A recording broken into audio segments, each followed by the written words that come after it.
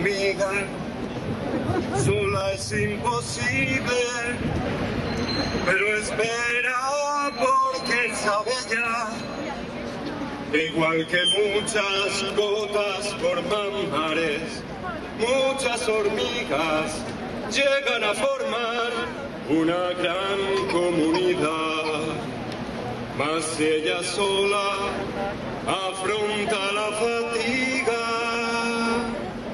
entonces sí que solo es una hormiga. Una hormiga hacen tus hormigas, un ejemplo de solidaridad. Mas por mucho apretar no podían empujar, pero sí que al llamar a sus otras compañeras, dándose María, mueven la montaña. las dos hormigas con otras dos hormigas son principio de una sociedad.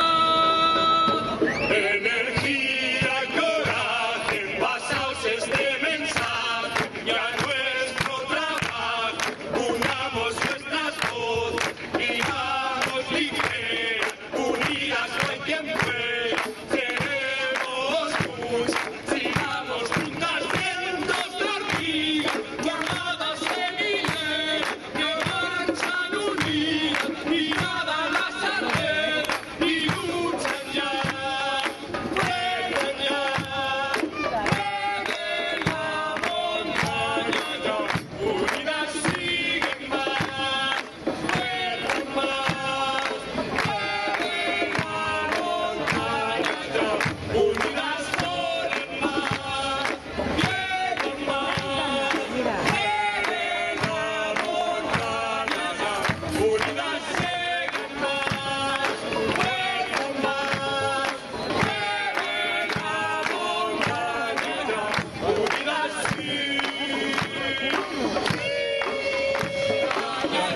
Unidas llegan más, vuelan más, mueve la montaña ya.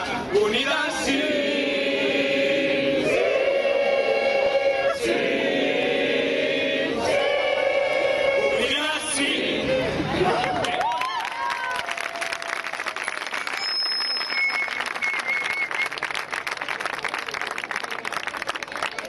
Ahora con los músicos, ¿vale? Todos, esto de verdad.